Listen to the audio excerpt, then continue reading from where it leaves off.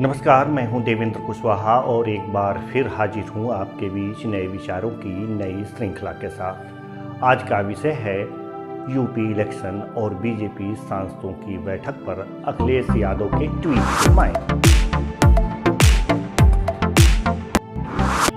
इससे पहले कि हम चर्चा को आगे बढ़ाएं, सबसे पहले हम अखिलेश यादव के इस ट्वीट पर नज़र डालते हैं।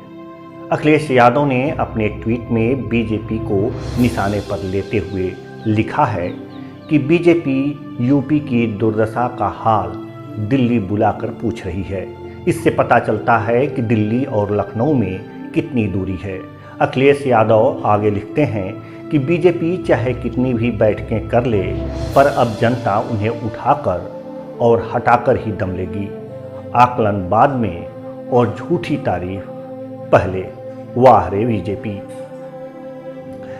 यह ट्वीट यूपी इलेक्शन 2022 को लेकर दिल्ली में हो रही बीजेपी सांसदों की 2 दिवसीय बैठक से संबंधित है।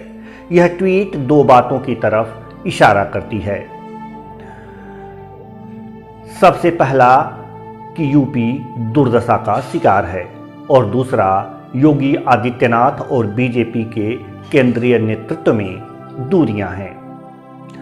भले ही सार्वजनिक मंच पर पीएम मोदी ने वाराणसी में योगी आदित्यनाथ की तारीफ की हो, लेकिन उस तारीफ में साफ झलक रहा था कि यह तारीफ राजनीतिक मजबूरी है।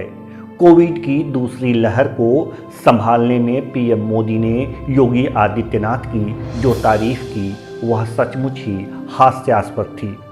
वाराणसी में पीएम मोदी ने योगी की तारीफ करते हुए कहा था, कोविड की दूसरी लहर में योगी जी ने यूपी को जिस तरह संभाला वह अभूतपूर्व था।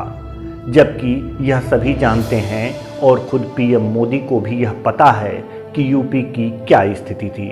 शमशान घाट में लोग अपने शवों के साथ लाइन लगाए पड़े थे। गंगा में लाशें तैर रही थीं। अस्पताल में बेड नहीं थे और ऑक्सीजन के लिए मरीजों के तीमारदार मारे मारे फिर रहे थे। बड़ा प्रदेश जिसकी आबादी दुनिया के दर्जनों बड़े बड़े देशों से भी ज्यादा हो, वहां कोरोना की दूसरी वेव को जिस तरह यूपी ने संभाला, सेकंड वेव के दौरान यूपी ने जिस तरह कोरोना संक्रमण को फैलने से रोका, वो अभूतपूर्व है। खैर, यह तस्वीर बयां करने के लिए काफी है कि पीएम मोदी के कथन से यूपी के हालात कितने उलट थे। कम से कम कोविड काल में, या यूं कहें कि कोविड की दूसरी लहर के दौरान यूपी की स्थिति सामान्य नहीं थी और योगी आदित्यनाथ इस स्थिति को संभालने में असफल साबित हुए थे। शायद यही कारण रहा योगी आदित्यनाथ के जन्मदिन पर भी बीजेपी का केंद्रीय नेतृत्व उन्हें ट्विटर पर भी कोई बधाई संदेश नहीं दिया। और तभी से राजनीतिक हलकों में स्पष्ट हो गया कि दिल्ली और लखनऊ के बीच दूरियां बढ़ी हैं। हालांकि इस दूरी को पाटने के लिए प्रयास भी हुए। योगी आदित्यनाथ ने दिल्ली दरबार जाकर अपनी हाजिरी लगाई। लखनऊ में केशव प्रसाद मौर्य से तल्ख रिश्ते होने के बावजूद भी उनके घर चाय पी और यह दिखाने का तमाम प्रयास किया कि सब कुछ सामान्य है।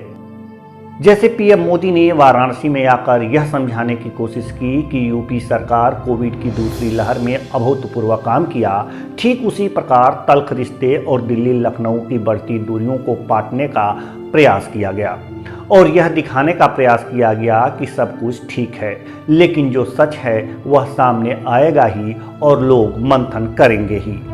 अखिलेश यादव ने भी इन्हीं सब बातों को अपने ट्वीट में हवा दी है, क्योंकि यह हवा ही उनकी चुनावी हवा को तेज कर सकता है। तो आज के लिए बस इतना ही। जल्द ही कुछ नए विचारों और कुछ राजनीतिक हलचलों के साथ हम फिर हाजिर होंगे। तब तक के लिए मुझे दीजिए इजाज़त। नमस्कार।